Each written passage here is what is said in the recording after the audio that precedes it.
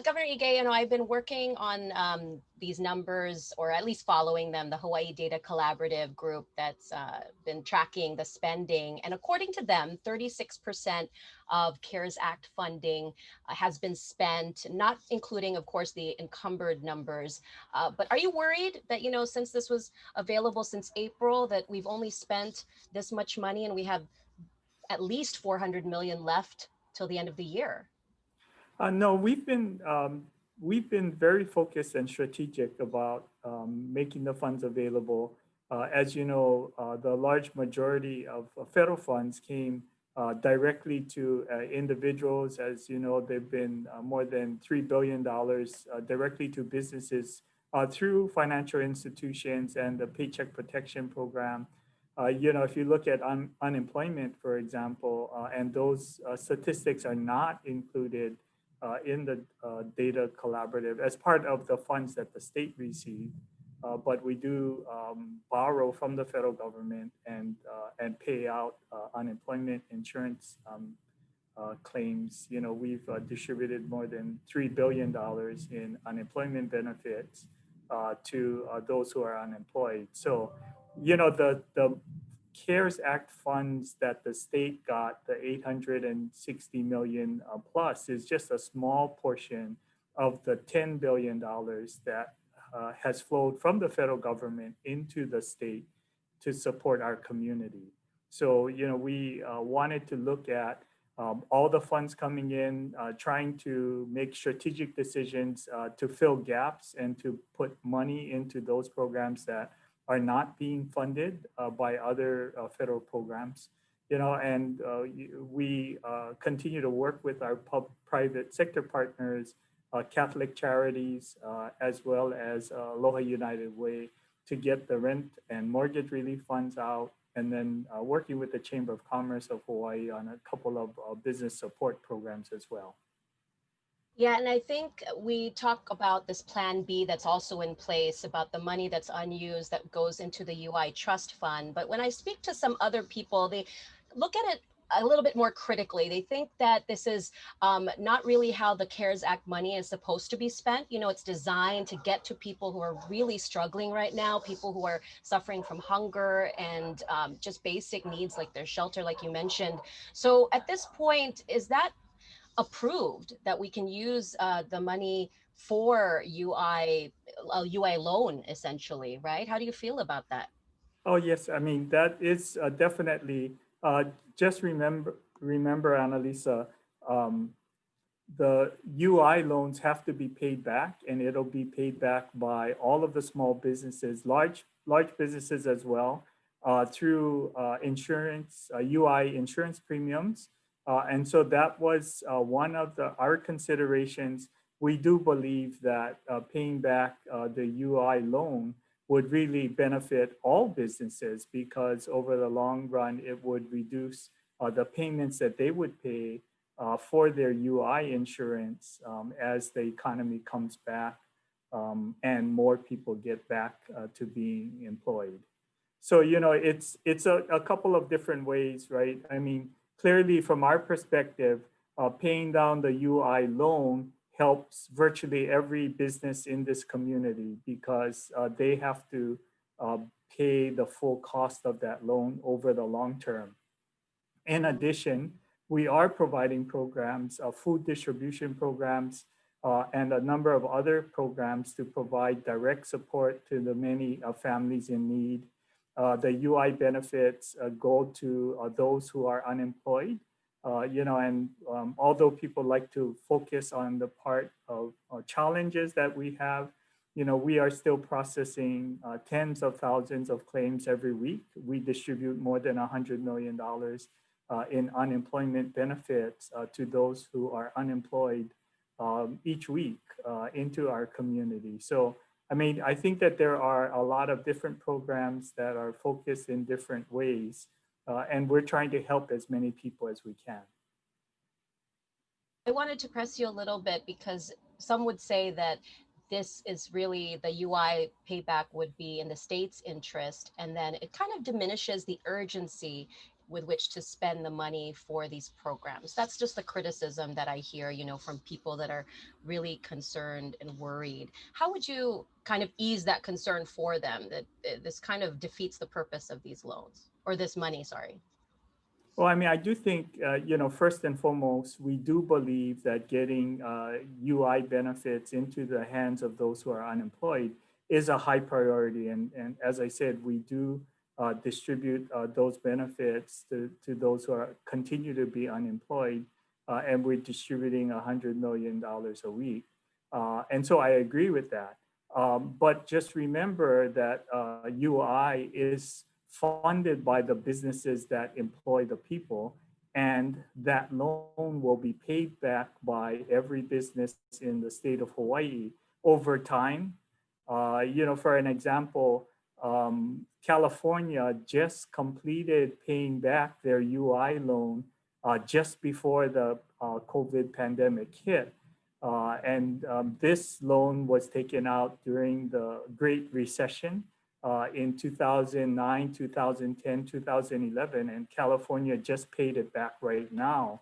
The first thing that California did when they got the CARES Act money is they took the money and they paid it directly into that UI trust fund, because they didn't want to be in that position where businesses are paying for that unemployment benefit for a decade after the incident. So I mean, I think you can look at it in different ways. Paying down the loan for unemployment insurance trust fund helps every single business who employs any individual over the next few years. And we do think that that's a good way to help the broadest cross-section of businesses. Obviously, we've been looking at other kinds of programs, and the Pivot Grant Program with the Chamber of Commerce is focused on small and medium-sized businesses to help them pivot to make the changes necessary to be successful in this new economy that we're dealing with. The Hawaii Restaurant Card was focused at helping those who continue to be unemployed, but also has a benefit of helping restaurants and all of those businesses in the restaurant food chain, the farmers and producers, the wholesalers and distributors, as well as the employees in the restaurants that would get back to work. So, a lot of these programs are focused in different areas. We are looking at the programs and trying to see how we can have complementary programs that reaches as many individuals, businesses, and organizations as possible. Speaking of the restaurant card, you bring up a point. I think there were some that were kind of confused as to who keeps the money from the card. So for example, like you said, people buy these cards, maybe for holiday gifts, and then that is spent. Is that given back to the state? Or I think there was some confusion that I'm getting from people about who gets that money. Does it go to the businesses? Okay, so it's two different programs, Annalisa. The first was the Hawaii Restaurant Card, and that is CARES Act money. $500 per card are going to all of those who are or continue to be unemployed, or those who were eligible for the PUA benefit as well. So independent contractors and sole proprietorships. And so that comes out to about 140,000 people, individuals who would get those cards. And that's paid for entirely by the CARES Act funds. The Hawaii Business Holiday Card is a separate program that the businesses really came together when they saw the success of the Hawaii Restaurant Card. And I've heard personally from many restaurant owners and businesses who said they've seen significant increase in those who came into their restaurants and were eating out. Businesses said they wanted to participate and keep that program going. So they are purchasing cards that they're using as gift for employees, end of year kind of Christmas gifts or benefits, or gifts that they're giving to key customers and those activities. So they are paying for the cost of what they're putting on the cards, the state of Hawaii is actually paying the administrative costs through the CARES Act funds. And whatever is not spent on those cards, so they have a different deadline. Those cards are active through March 31st, I believe. And whatever funds are on those cards would be going to a couple of charities that the business community has identified and agreed to fund. The funds that are in the Hawaii restaurant cards, the $500 that went to those who continue to be unemployed, whatever remains on the card as of December 15th at the end of the program, all of those funds are being swept and returned to the state, and they would go back to paying down the unemployment insurance loan in a way that would help all businesses. So it really sounds like it's a program that has been kind of beneficial for both businesses and the state because, again, you're using CARES Act funding that would have been difficult to be disseminated. Yes, I mean, I think it benefits, it benefits the individuals who receive the card to help them, right? And as I said, in the first 3 weeks of the program, 105,000 cards were distributed and activated. 750,000 transactions occurred during the first 3 weeks, and more than $29 million went back to the restaurants as people have used the cards, and that really made a big difference for the restaurants. So the individuals benefit, the businesses benefit. Obviously, the state benefits because it helps support the businesses as well as help support the individuals. Most of the CARES Act response is helping businesses, helping organizations, helping individuals. Okay, and I know you're running out of time, but I wanted to at least ask you about the proposal that Kauai Mayor Kawakami had submitted to you. Have you had a chance to review it? What are your initial thoughts about more restrictions to the state's testing program? Well, I mean, I think we are looking at how we can improve the program.